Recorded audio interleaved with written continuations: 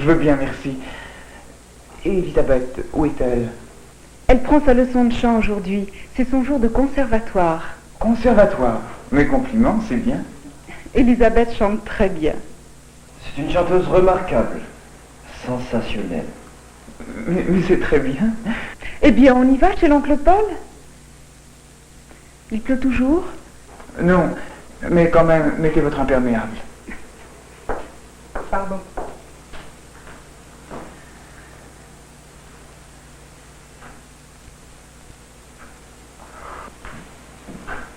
Vous venez?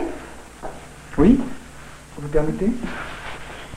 Caroline, Jacques et Vic vont voir l'oncle Paul. Oncle Paul, c'est le frère de Madame Hermont. Il habite tout près.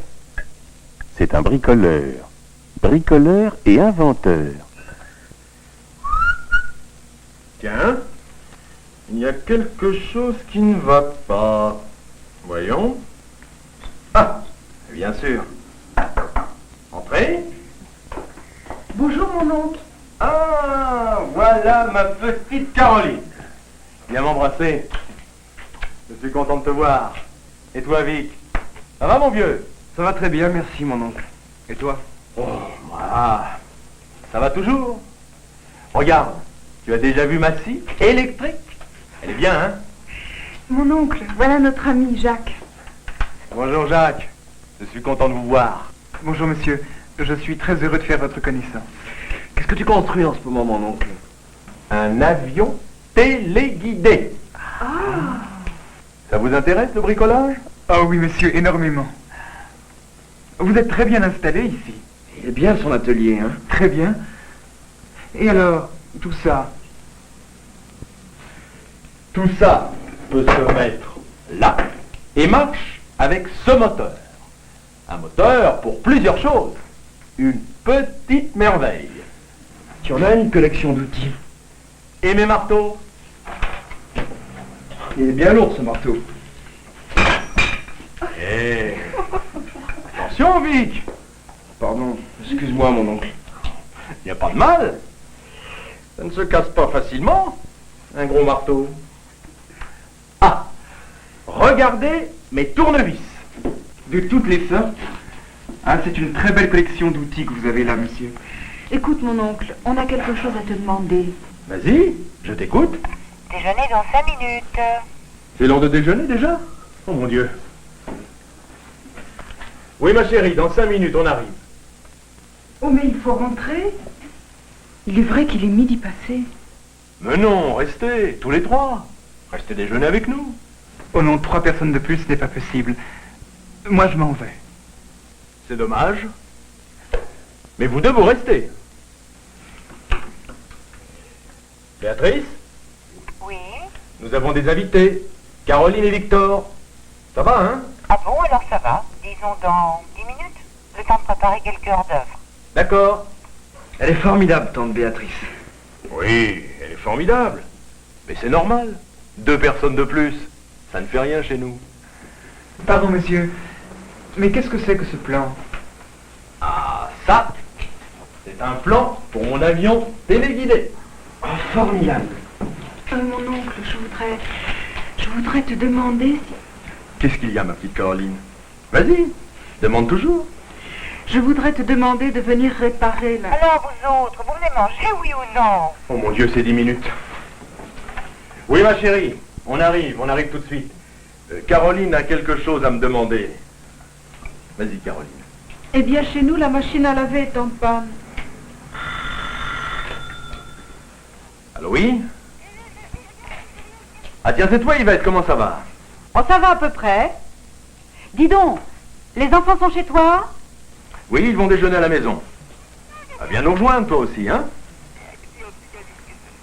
Dommage. Eh bien, une autre fois. C'est ça, une autre fois. Oh, écoute, Paul, tu peux dire à Caroline que j'ai réparé la machine à laver. Ah bon? Tant mieux. Cette panne, c'est quoi? Bravo, Yvette. Tu es formidable. N'est-ce pas? Alors au revoir et à bientôt. C'est ça. Au revoir, Yvette.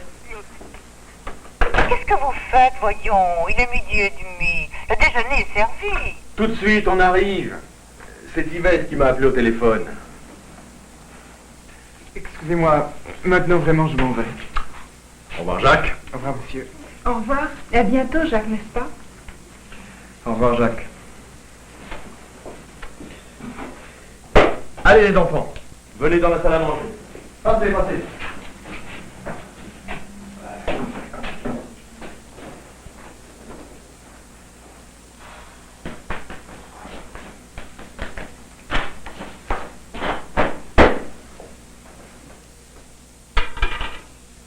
Oh, bonjour les enfants. Bonjour, ma tante. Bonjour toi. Bonjour, ma tante. Allez, à table les enfants, il est midi et demi. Tiens Caroline, mets-toi là, à côté de ton oncle, et puis Victor là. Oh, Paul, va mettre quelque chose. Tu as raison. Asseyez-vous tout le monde. Ils sont bien sympathiques, ces hors d'œuvre, ma tante. Ah, mais prends Caroline, prends, serve-toi. Servez-vous les enfants. Bon appétit. Merci, mon oncle. Caroline, un peu de pain. Merci. Victor. Ah oui, merci bien. Tiens, serre-toi. Ah, ça y est. J'ai pris du pain. Oui. Tiens, Caro. Merci, mon oncle.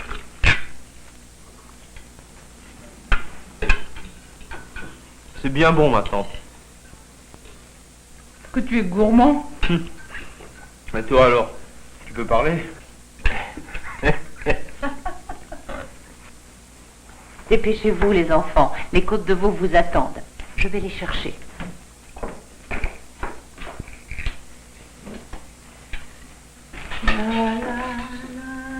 Tante Béatrice est une excellente cuisinière. Elle prépare des côtes de veau délicieuses et des pommes de terre rissolées pour ses invités. On voit que cela lui fait plaisir.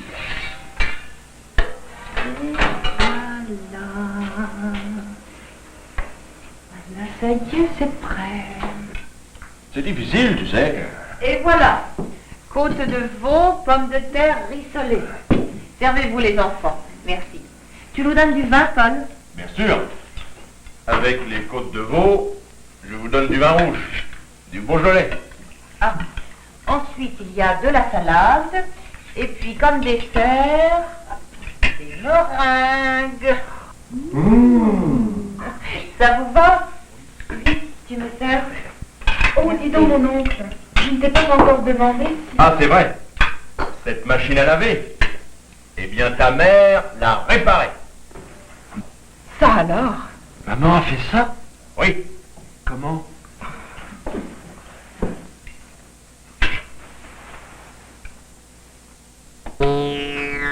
Comme ça.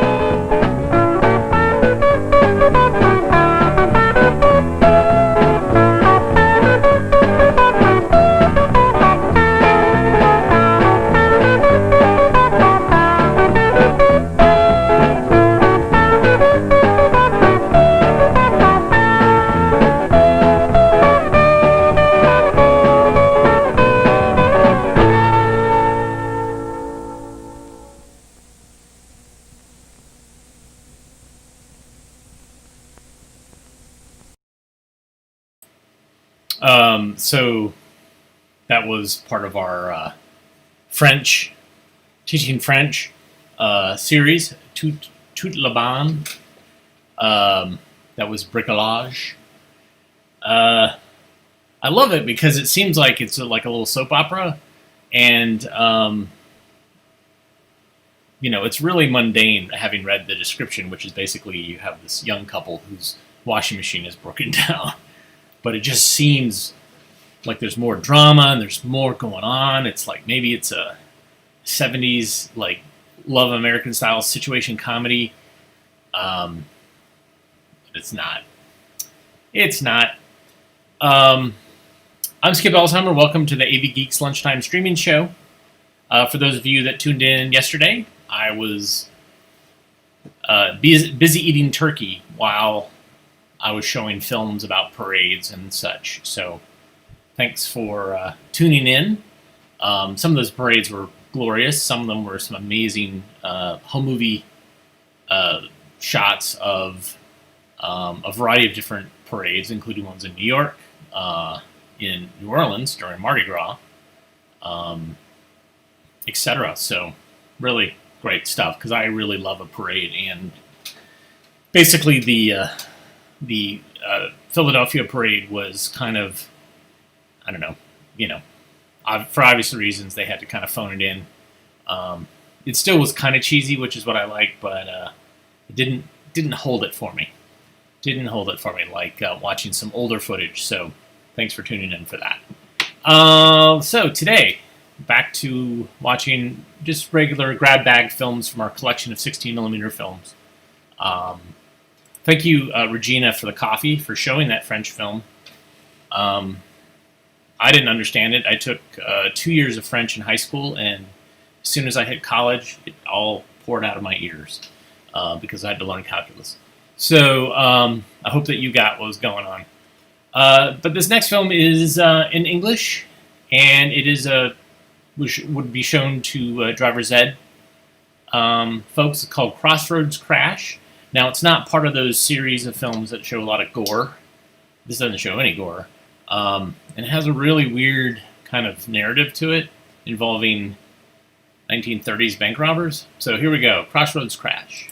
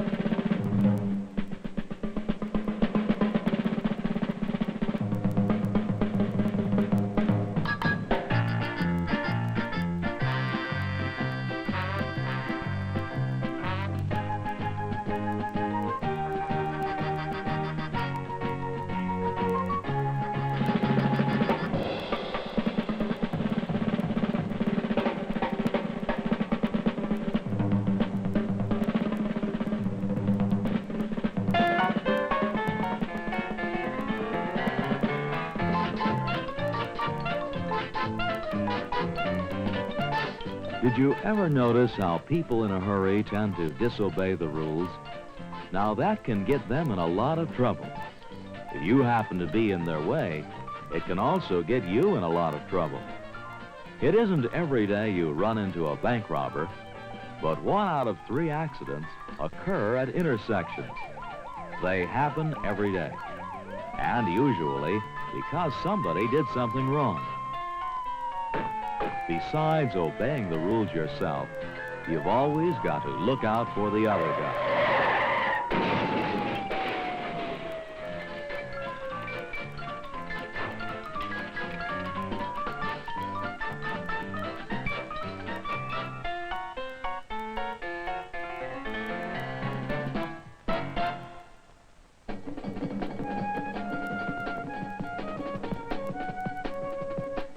An intersection is a place where traffic moves in many directions. This intersection is regulated by a traffic light. It is regulated, but not controlled. The control comes from the drivers themselves.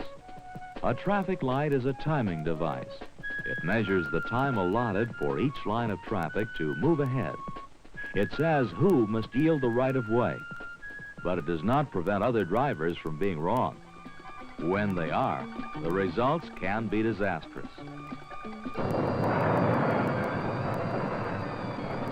As a driver, your first job is to know the rules, your second to obey them, your third to guard against the mistakes of others.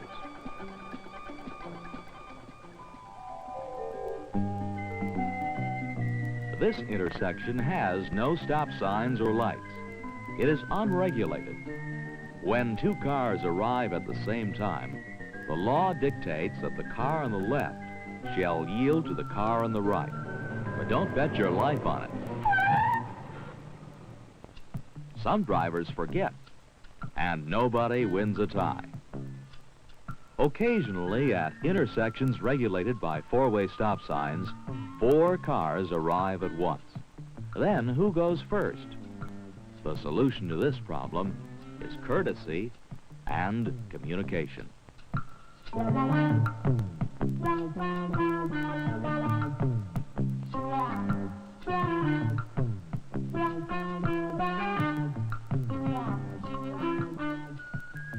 A yield sign means that you must yield to cars on the intersecting roadway.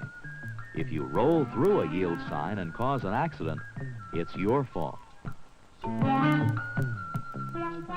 This car has just violated the law. The driver rolled through the stop sign. He did not stop completely. Now, this might be okay for a yield sign, but a stop sign means what it says. And you must stop at the line or before. If there is no line, then stop at the crosswalk. A flashing red light means the same as a stop sign. A flashing yellow light is a warning signal and means proceed with caution. At an intersection, it is similar to a yield sign. And this familiar sign, while it's the most useful of all, frequently means trouble. A lot of people play games with traffic lights. One of the most common is trying to beat a stale green light. This driver knows that green light ahead is stale. He knows it will shortly change, but he wants to beat it, just for the fun of it, or because he's impatient. And he made it, this time. Odds are, the odds will catch up with him. If he's lucky, he'll get a ticket. If not, he'll get this.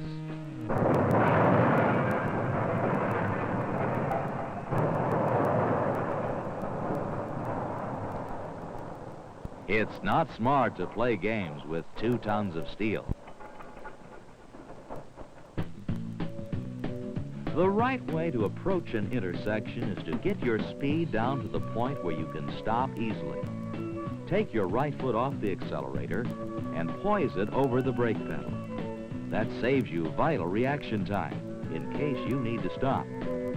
Before starting off at an intersection, look first to your left and then to your right to make sure the cross traffic has stopped. There may be some joker coming your way who never heard of stale green. If you're going to make a turn, show your intention well in advance, both by signal and position.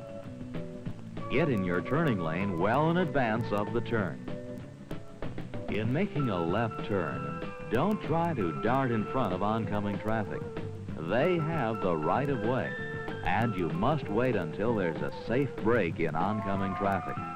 It's also a good idea to keep your wheels pointed straight ahead while waiting to make a left turn. That way, if you're struck from behind, you won't be shoved into the oncoming traffic. Make your turn briskly, but carefully. Pedestrians may dash into the crosswalk and force you to stop. Turn into the inside lane. Don't swing wide into the outside lane, where there may be a conflict with an oncoming vehicle making a right turn. When you make a left turn at an intersection, don't stop beyond the center as these cars are. They are hopelessly locked in the tangle turn. Instead, execute the tangent turn from a position short of the center. This permits traffic from both directions to turn left at the same time. The expressway. No intersection problems here, right? Wrong. It's just a different kind of intersection with a whole new set of problems.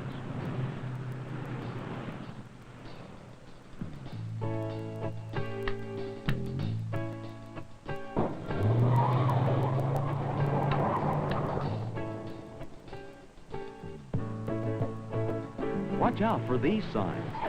You're on an exit ramp instead of an entrance ramp, and on your way to a deadly head-on crash in high-speed traffic.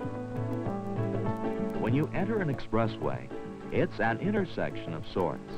Speed up in the acceleration lane and blend into the traffic stream smoothly. Approaching an interchange, move into the passing lane, leaving the entry lane open for merging cars. Getting off, get in the deceleration lane well in advance and signal. Slow down and enter the exit ramp at the posted speed. If by chance you should overshoot your exit, you must go ahead to the next exit. Don't try to back up and get on the ramp. When you leave the expressway, shift your mental gears to prepare yourself for the slower cruising speeds of non-expressway driving. And remember, 1/3 of all accidents happen at intersections, and most because of some kind of carelessness. Know where you're going, show where you're going. Slow for the intersection and go when it's safe.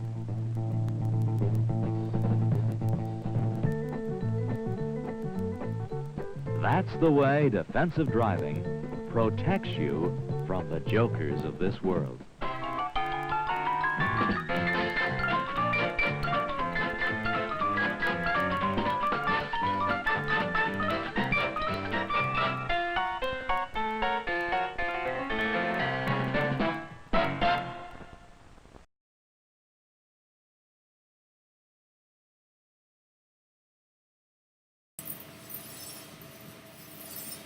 Yeah, that was great.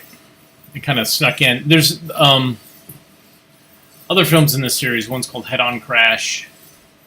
And then there's a Rear End Crash? I can't remember. But that's the one that's the strangest of the three that we just saw. Why they had a kind of bank robbers at the beginning. I don't know. You know, filmmakers get bored. They hope that they will spice up what they're doing for their viewers. But, yeah, there you go. This next film is animated. And this is... what's the title? Hold on.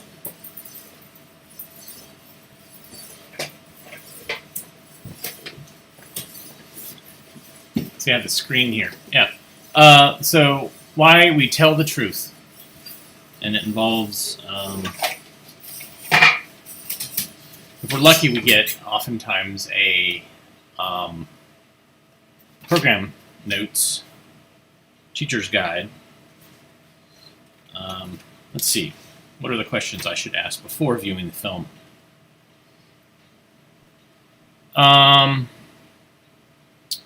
Explain that all people lie once in a while. Compare white social lies to black antisocial lies. That seems a little weird. Do you believe everything you are told? Why? Why not? Do you believe some people and not others? Why? Would you rather deceive people than be trustworthy? Discuss the meaning of truth, the whole truth, and nothing but the truth. Discuss the meanings of the following words: fib, slander, factual, perjury, fraud, integrity, I have to sound it out. Prevaricator, veracity, honesty, libel, trustworthy, sincerity. All right, here we go. This is Why We Tell the Truth. Enjoy.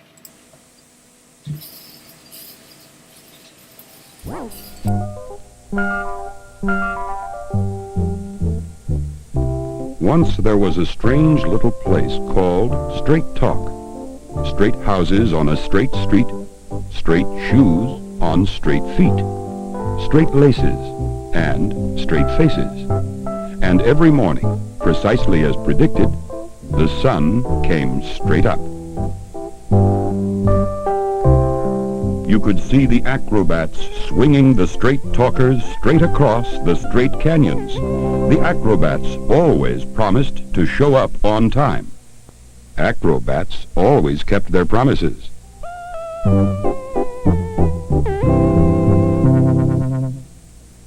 All the straight talkers told the truth, the whole truth, and nothing but the truth. Yep, I sure do deserve this ticket, officer. I was doing at least 10 miles over the speed limit. There was only one television program in the land of straight talk. The Straight News. Hi, I'm Mizzy Mate, telling it straight at 8. Today we'll be doing some straight talking with a candidate for president, Honest John Cannaby. But first a message from our sponsor. Hi, I'm Nate the Straight here to tell you about Sugar Pop Puffs in the... No other cereal contains less nutrition and more sugar than Sugar Pop Puffs. So remember, moms, Sugar Pop Puffs will give your kids more pimples and more rotten teeth than any other cereal. Yuck! I wouldn't touch the stuff. Now the news. A Straight Talk exclusive interview with Honest John Cannaby. Tell me, HJK, can you tell the public what makes you the best man for the job? Nothing. Well, what about your experience? Experience? Nothing. What will you do if you're elected? Nothing. Vote for Honest John Cannaby. I mean, I wouldn't, but, you know. Well, who would? Right. Excuse me, Mizzy. My acrobat promised to meet me at 8:05. Everyone in Straight Talk told the truth. Life was very secure. Until one night. It's a spaceship!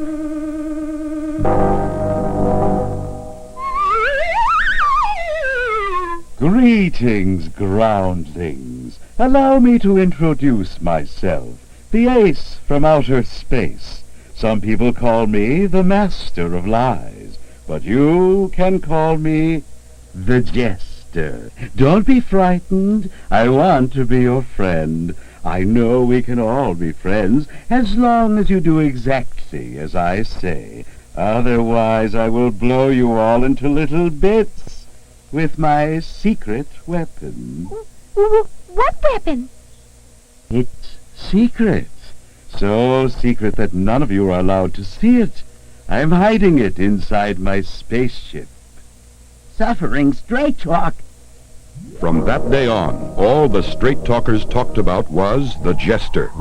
Whence, in the far reaches of outer space, did he spring? What was his wicked weapon? Mizzy Mate, girl reporter, made up her mind to ask him. Jester? Hello, Jester? Anybody at home? I guess he forgot to lock his spaceship. Holy hexagons! It's empty. There's no secret weapon. The jester wasn't talking straight. He was... Was what, nosy news girl? I don't know. You weren't telling it straight. You were... Telling it crooked? Telling a lie? What? A lie? A lie makes something out of nothing, and nothing out of something. You don't really have a secret weapon. I'm going to tell everybody, and I'm going to tell it straight. Don't try to stop me. I wouldn't dream of stopping you. I'll go with you. You will? But of course, on the way we can stop for a square burger. Everyone in Straight Talk could get one square burger a day. All they had to say was, I didn't get any. I didn't get any. Did not get any. Well, as soon as I finish eating, I'll tell everybody how you... How would you like another square burger? What? Don't be silly. You only get your square burger if you say you didn't get any. Then say you didn't get any. I can't do that. Why? Well, Try. well, Lie. Say, I didn't get any. I didn't get any. Did not get any. That was easy. Easy as pie. Or should I say, lie? One square burger. I didn't get any. Impossible. My computer says that everyone in Straight Talk got one square burger today. Well, I didn't get any. Hey, you've got 2 square burgers. I Lie. I don't have 2. 1, 2. I'm gonna tell. Tell him to lie. Lie. Lie? What's a lie? The easy way. The easy way to get 2 square burgers, just like me, is to lie. What? Tomorrow, when Square Deal asks if you've had a square burger, say no, even if you did. That's a lie. Get it?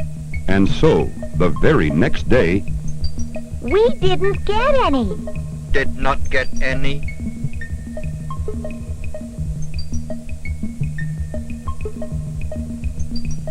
soon all the straight talkers began to lie.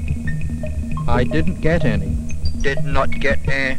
Did not get did not get did not get did not get did not get. Once the straight talkers started lying, they just couldn't stop. Hi, I'm Missy Mate, telling it straight, 8. Well, today we'll be talking once again to Honest John Cannaby. But first a word from our sponsor. Hi, I'm Nate the Straight here to tell you about Sugar Pop Puffs in the new Easy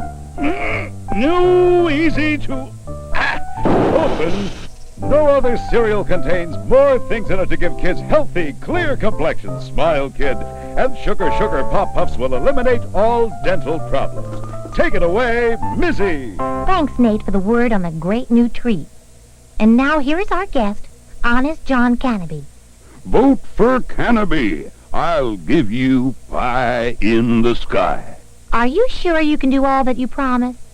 Of course. Trusting me is like trusting an acrobat. Which reminds me, I promised to meet my acrobat at 9:16. Goodbye, Missy. He said 9:16, but he never tells the truth, so I'll wait a while.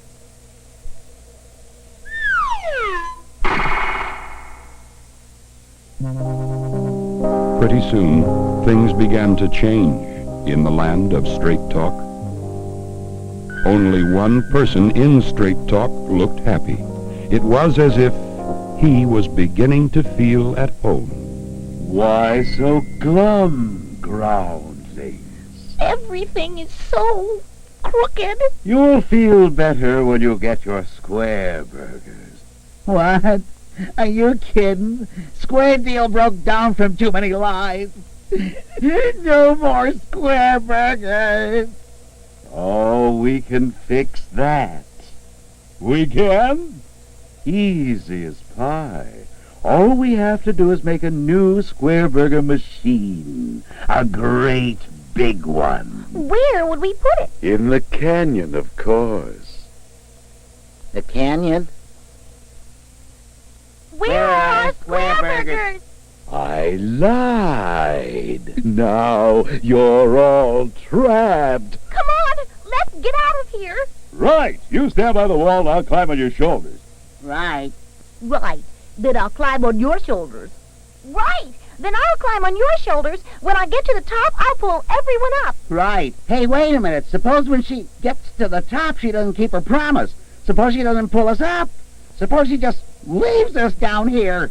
Right. Right. As they continued to squabble, the sun set, and it got colder and colder. It's all Mine now. The land of straight talk belongs to me! Stop! Don't you see what all this lying is doing to us? The only way we'll get out of here is to tell the truth. The truth? Well, okay, but I don't trust him. Trust me? You're the one I don't trust. We'll take an oath. We do hereby promise that from this night forward we will tell the truth, the whole truth, and nothing but the truth. If we always tell the truth, the jester's spell will be broken, and straight talk will be ours again. Now that the straight talkers could trust each other again, Mizzy was able to lead them to safety. After a while, things in straight talk straightened out, and the straight talkers went back to telling the truth. I didn't get any. Once again, everyone could get their fair share of square burgers, except the jester. Jester? Oh, Jester! It's the news girl.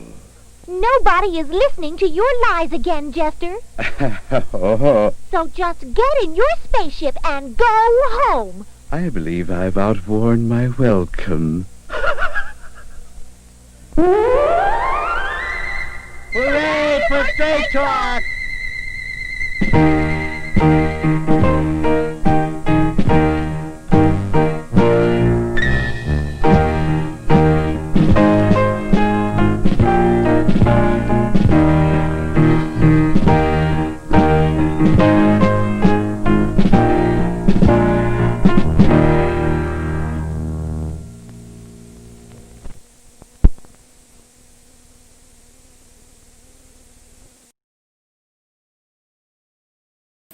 So this film was made for little kids.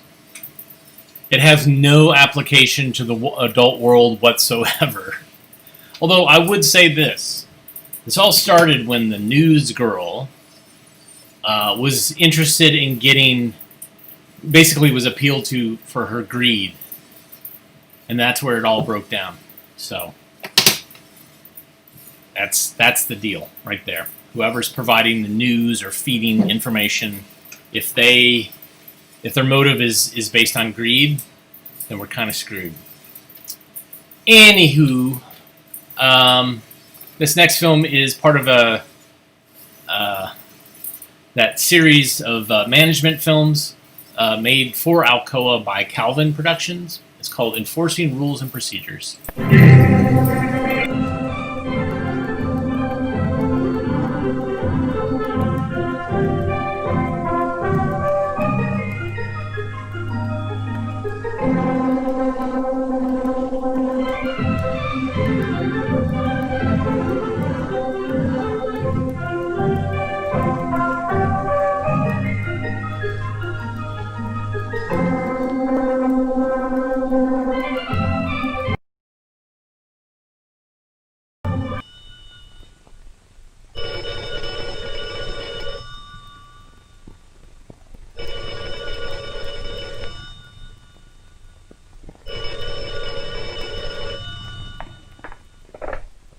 Foreman's desk.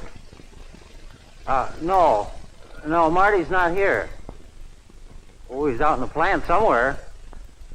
Yeah, Clancy's here. Oh. Okay, I'll tell him. Yeah, okay.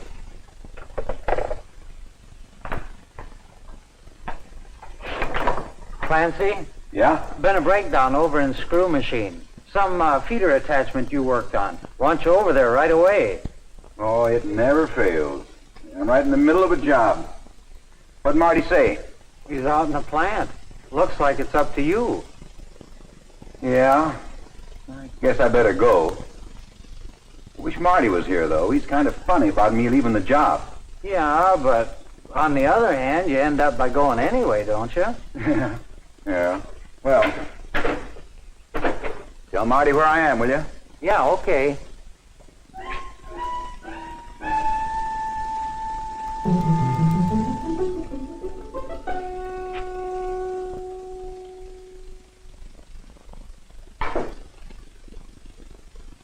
You seen Clancy? Yeah, they had a breakdown over in Screw Machine. You weren't here, so I told Clancy, and he went over to help. Okay, Joe. But after this, I don't want anybody to walk out of this shop without first getting a work order from me. Sure, they had a problem over in Screw Machine, and now I've got one. That gear reducer's from the annealing furnace, and they need it to start the second shift.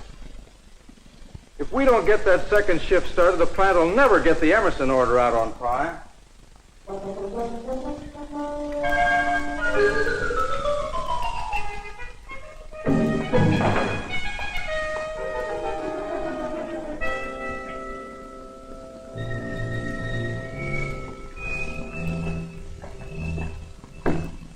Hi, Marty. You want to see me? Joe told you where I was, didn't he? Yeah, he told me where you were. How about that gear reducer? Finished? Are you serious? I gave you that job at 8 o'clock this morning. It ought to be finished by now. But, Marty, I just got back. Like I told Joe to tell you, I went over to help out with the breakdown. Okay, so you went over to help with the breakdown. But if you don't finish that gear reducer, we'll be holding up the second shift. What am I going to tell Mr. Andrews?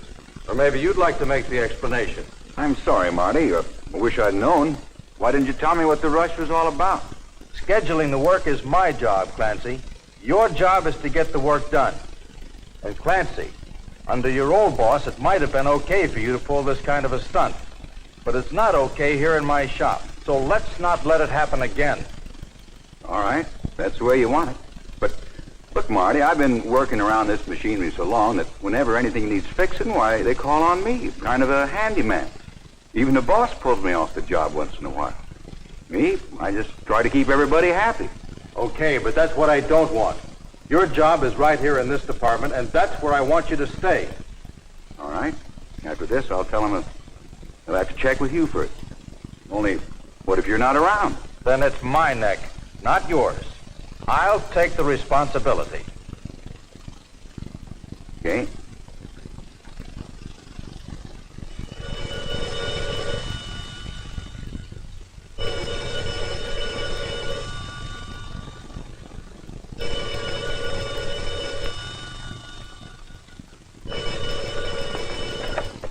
Hello. Yeah, this is Clancy. Oh, hi, Daly. No, sir. I'm sorry, but the answer is absolutely no. Look, Daly, I'd like to help you, but I can't do it. I absolutely cannot leave this department without Marty's okay. Since yesterday, Marty really laid the law down, and that's that. He'll have to check with him. No, he's not here. He's out in the plant somewhere. But this is what happened last time, and I'm not sticking my neck out again. I'm sorry, Daly. I can't do it.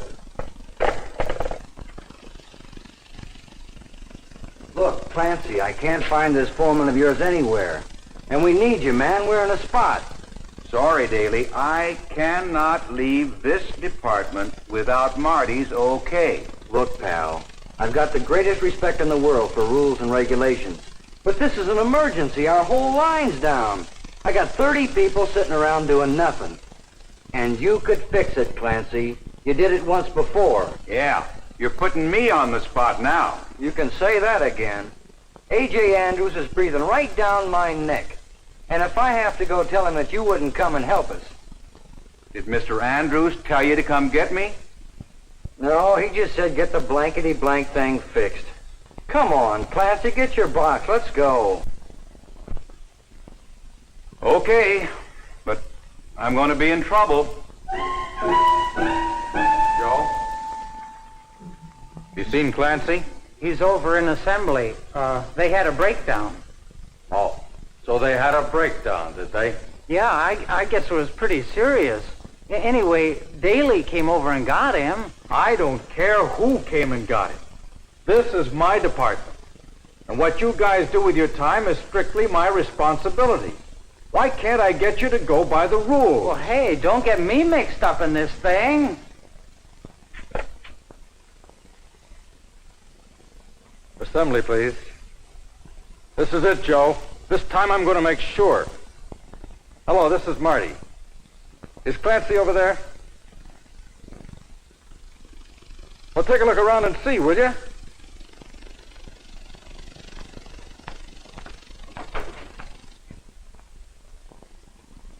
Never mind, he just walked in.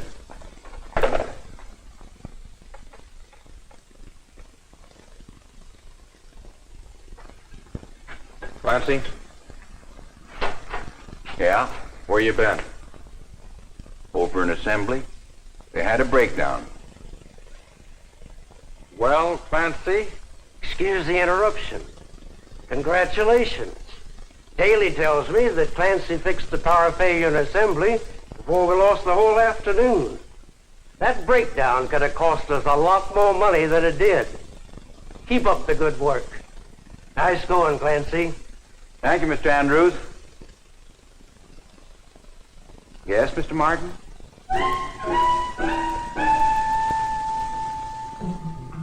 What can I say?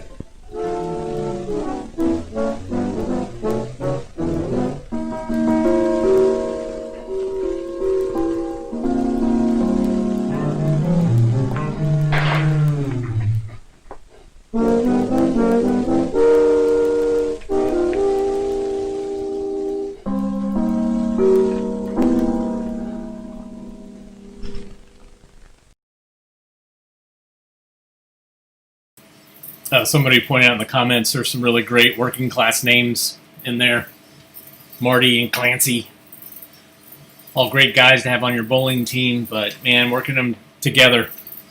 So, you know, this is a film that's open-ended, and the idea is you would show it to a bunch of managers, and then they would discuss what they would do in the situation. And, you know, potentially a moderator would say, or a facilitator would say, like, well, perhaps this is something that goes beyond the employees and that you should talk to management about. And, you know, managers should kind of work out a way, and the manager should actually call the other manager and get permission, blah, blah, blah. You know, there's all this stuff. But it's almost always, in all these situations, it's almost always the manager's fault.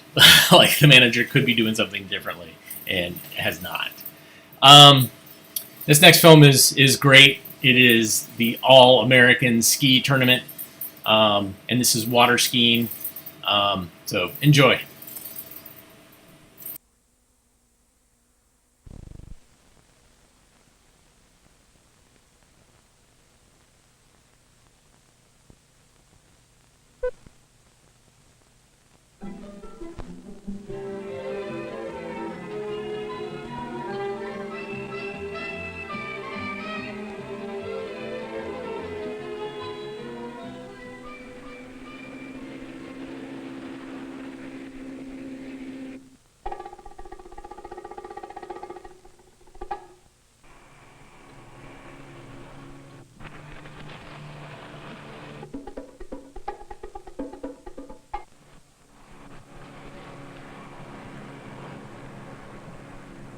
For the annual All-America Ski Tournament, skiers came from all over the country to compete in one of water skiing's oldest and best-known competitions. The big names of skiing, including 5 members of the world team, were on hand, as well as some of the upcoming stars who would pit their skills against the champions. One of the toughest events, the women's slalom, presents the first challenge.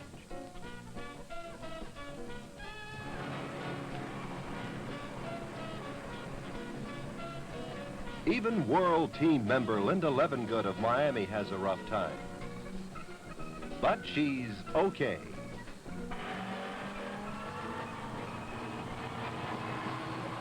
Let's watch a perfect run through the course by Laurie Hughes of Miami.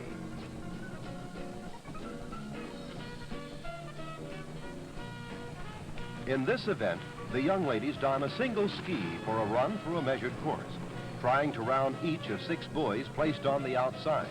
Each successful buoy rounded means a point in their favor. And down she goes.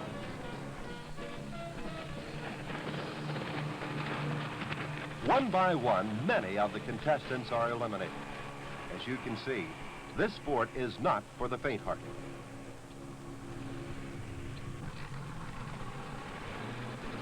Now let's watch the women's national slalom champ, Liz Allen of Winter Park, Florida, as she goes to work on the slalom course.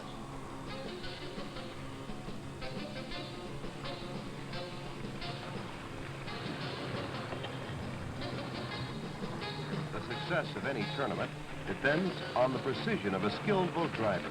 Specialized equipment such as the sleek cobia boat powered by twin Johnson motors.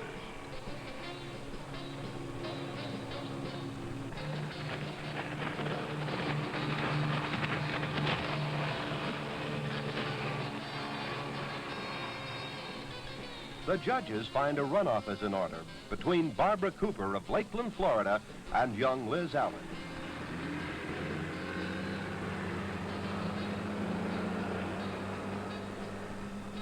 Barbara skims past 3 buoys to set a fast pace before missing. Can Liz stand the pressure put on by this veteran?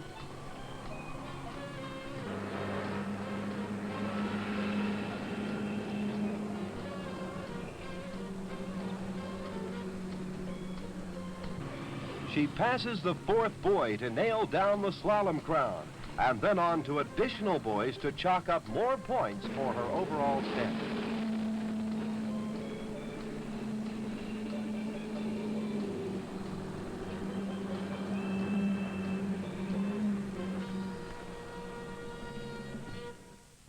As the competitors regroup for the next event, the Cypress Gardens Aquamaids take to the water for the first of 4 daily ski shows.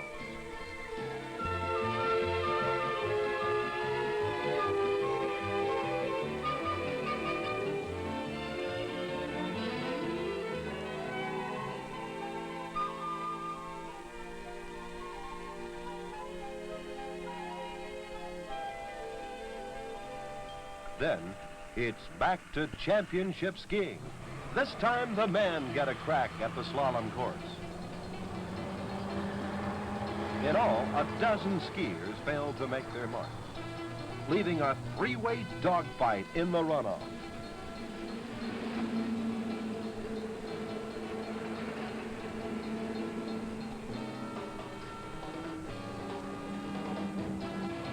California's Mike Siderhout misses his 6th buoy, leaving just Don Blank of Sharon, Pennsylvania, and Frankie Dees of Lakeland, Florida, to fight it out.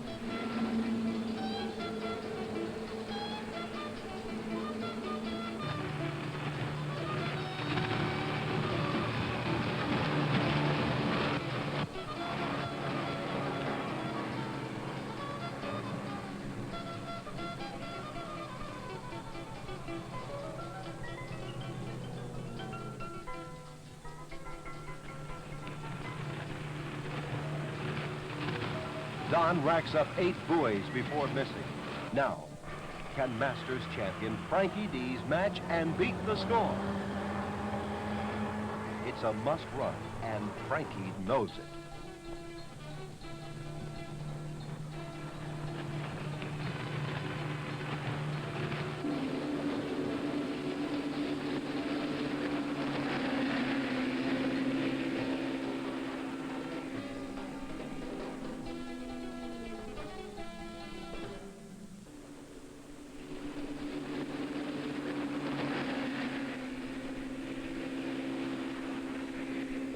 And he does it, hanging on to win by just half a point.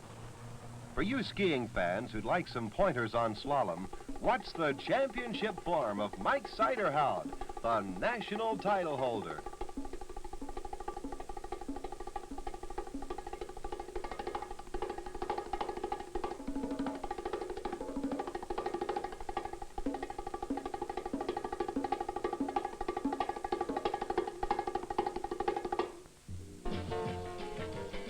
Then it's on to the action-packed men's tricks. Once again, the premier skiers are represented. Paul Merrill of Cypress Gardens.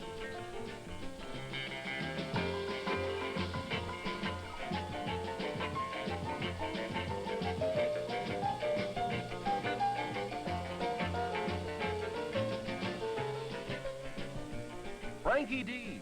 As with each skier, Frankie has 20 seconds to perform as many tricks as he can over a measured course. He scored on degree of difficulty and the form of each trick.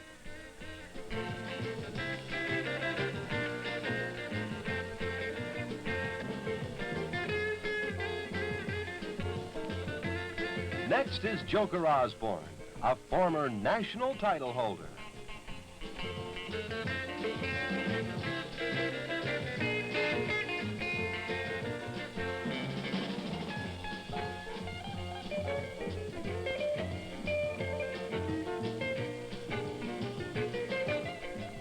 France also is represented with its national champion, Jacques Tillemann.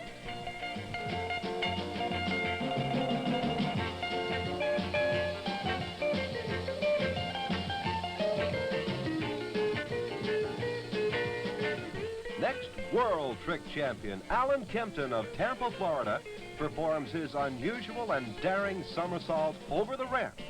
Alan was the first person to ever perform this feat. Let's watch it again in slow motion.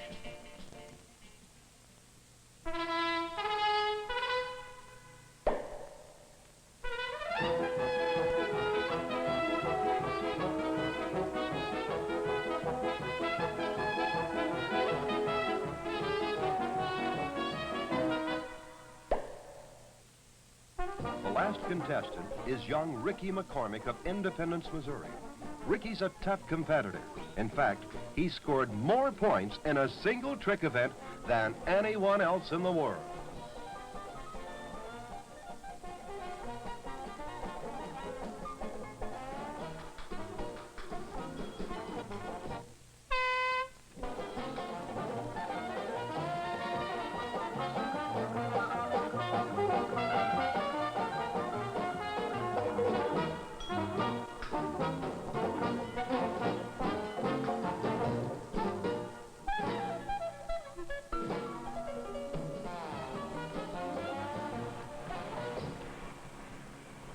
That's the story on the scoreboard.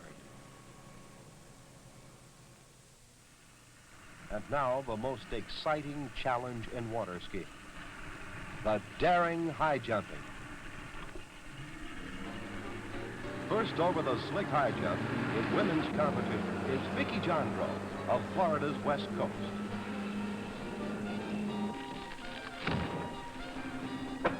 As you can see, this isn't for beginners.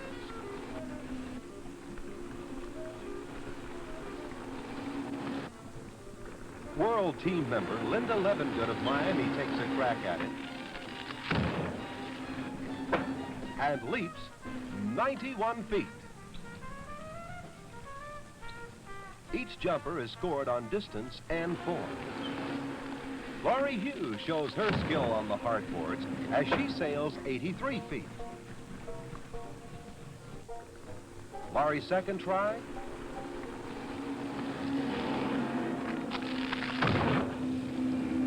Better. This time, 91 feet. Liz Allen slips into her Rampmaster skis. She's one of the toughest competitors. In fact, she's the national and masters champion in this event.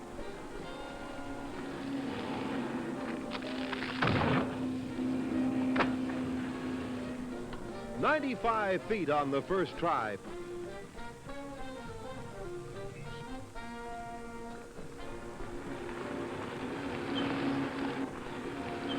Liz soars 101 feet to clinch first in jumping. That, along with her first in slalom and tricks, make it a clean sweep for her.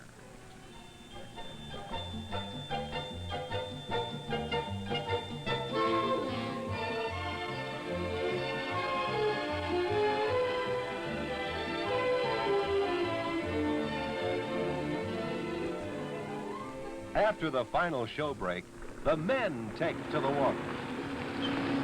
Joker Osborne thrills the crowd with his whiplash style as he jumps 129 feet.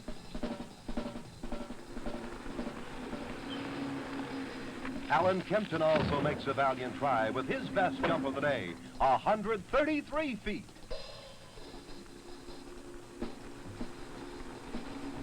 Paul Merrill takes a go at it and matches Kempton's distance of 133 feet.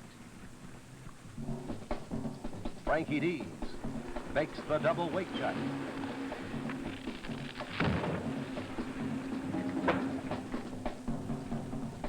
And sails 142 feet, the longest distance of the day.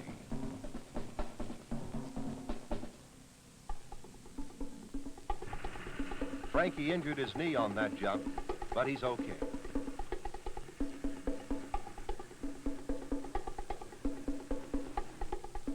Now it's awards left up to the man who has made the longest jump in history, Mike Siderhound of California. Not quite enough as Mike heads for his final jump of the day.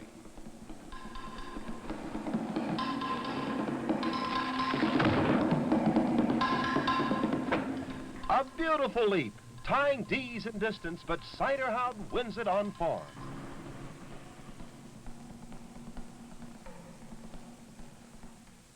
After the action is over, Cypress Gardens owner and founder, Dick Pope, is on hand to award the trophies. First, to Liz Allen for being the women's overall champion.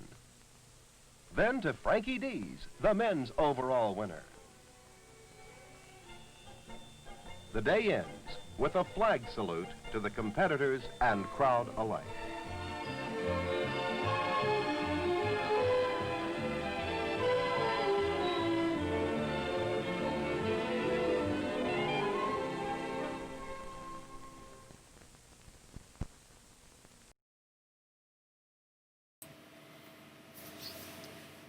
Something very exciting about that. A lot of competition films that I have. So there's a snowboarding one that The Inn in Winter with Peter Jennings that has a similar type of editing vibe and exciting music.